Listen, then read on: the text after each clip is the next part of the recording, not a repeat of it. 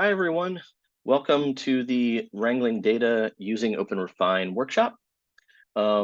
This workshop is going to go through how to wrangle data for your US politics research project using OpenRefine. Um, I'll be your instructor. My name is Phil Irwin. You can see my email there at the bottom right-hand corner. Email me with questions or if you want to set up a consult. I've outlined 5 learning objectives for this workshop. The overall learning objective, the number one, is to understand the key elements of the data wrangling process. And we'll work through some of those components throughout this workshop. We'll evaluate a data set's format and content for your research project to draw out some questions and interests. Then we'll look at OpenRefine and learn how to use it as a tool to clean and tidy up your data set to make it more usable for your research project. We'll apply what we've learned in OpenRefine to an actual data set, and we'll learn how all of our steps are documented so that it's a reproducible process for other people to follow. And then we'll learn a little bit how to preserve and share our clean data set at the very end. The agenda is as follows. We'll do a very brief overview. We'll move into some looking at an actual data set, doing a brief assessment, and pulling out some research questions and specific points of interest from within the data set. Using those observations, we will create a preliminary draft of a data cleaning or transformation plan. So we'll basically outline what needs to be changed for this in this data set to make it more usable for your particular research project. Then we'll take a deep dive into OpenRefine itself and learn how to use some of the transformation and cleaning tools. And then we'll do at the very end, we'll walk through how best to preserve your clean data set. Okay, before we get started, just want to get a sense for how confident you feel about using data sets in your research.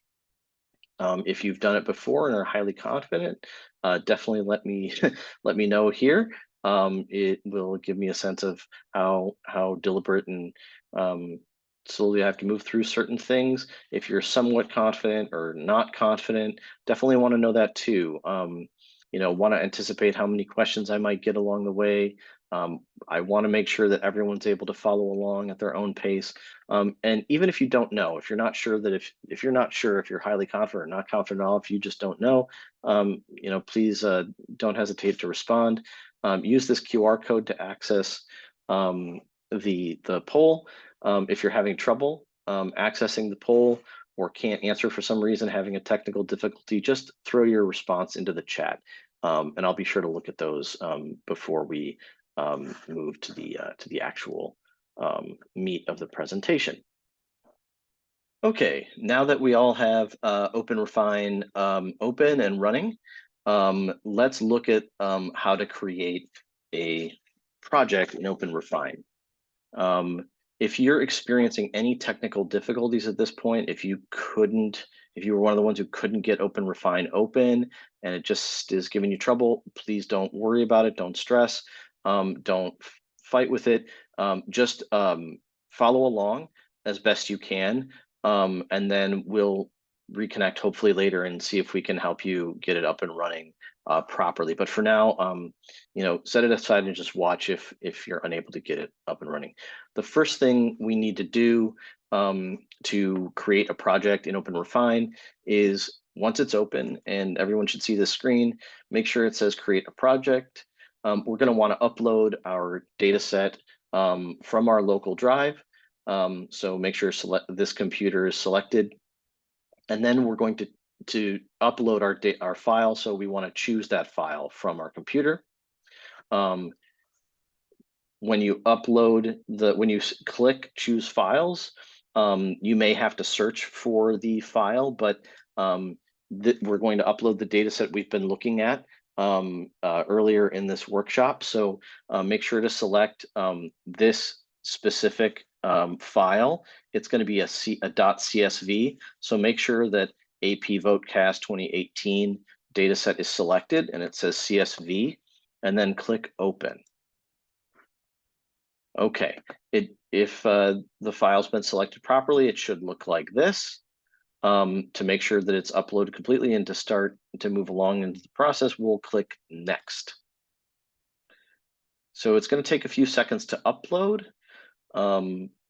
and almost done. So while we're waiting, I want to make sure to underscore a special tip that I have for doing any kind of, and apologies that I'm interrupting its uploading. Before we get started in earnest, I just want to give you all a little tip, little heads up that even though we're going to move through this data cleaning demonstration walkthrough in a very orderly way, it's going to be very linear, it's going to be step by step. Data cleaning itself does not always work that way. It's going to involve a lot of trial and error and experimentation. You're going to need to be patient, not only with yourself and the process, but also with the software. OpenRefine isn't going to process your commands always the way that you expect it to. And you may find along the way that you want to change course, or maybe certain things in OpenRefine are taking way too long and you want to take a different approach. Just anticipate that those are the types of things that will happen when you actually go forward and do your own data project. Okay, so at this stage of the process, now that we have our data set uploaded and you can see it above here, we're going to make a couple changes to the parsing of our data. It is a CSV file, so most of the settings are preloaded. So it first of all, it recognized that this is a CSV file and columns are separated by commas. What we want to do is change the character encoding to ensure that all of the characters are displayed properly when we start editing the data set. So what I usually do is use the Unicode UTF-8. So let's go ahead and select that one. It'll take a second for it to update. We've got that selected. We're also going to want to change let's see, just one other setting here before we proceed. We're going to want to trim the leading and trailing white space from strings. This makes the columns a little bit more, the data in the columns a little bit more consistent. We don't have extraneous commas either before or after values that are in our set data, in our data set, in our cells. So let's select that. It's going to take a second for it to update. Once it does all that, we don't need to select anything else. We do want to make sure that these two are selected, and they should be pre-selected, but we want to make sure that blank rows and blank cells are visible, displayed, retained in our data set when we create our project. Because as this is a survey, there's going to be a lot of survey answers that are non-responses or otherwise a null. So we want all that to be preserved. Now we're going to go ahead, and once we have those settings selected, and give me all a thumbs up before we proceed. I just want to make sure that you're all following along, that you all were able to understand the settings and get them matching what I have here on the screen. And once you're all ready, give me a thumbs up and we will proceed. Okay. All right. So once that's all set, click Create Project. This is going to take a few seconds. And while this is loading up, I mentioned this earlier when we were talking about drafting our cleaning project plan. The first step that we're going to do is start removing variables. What I think, and this is another special tip, that in order for OpenRefine to move more efficiently through our cleaning, to make sure that it's not taking forever to transform the data in our data set, we're going to want to start removing columns and rows first. This will reduce the overall size of the data set, and it'll make it easier for OpenRefine to process the changes that we're asking it to make. So that's actually what we're going to demonstrate first. There's a couple different ways to remove columns. I know that our column or our cleaning plan indicated that we want to eliminate a lot of columns that don't have anything to do with the specific election. That is the Senate elections that we want to evaluate. So we're going to end up doing a batch. So in order to eliminate remove a batch of columns, click on the arrow next to the left of all, select columns, reorder / remove columns.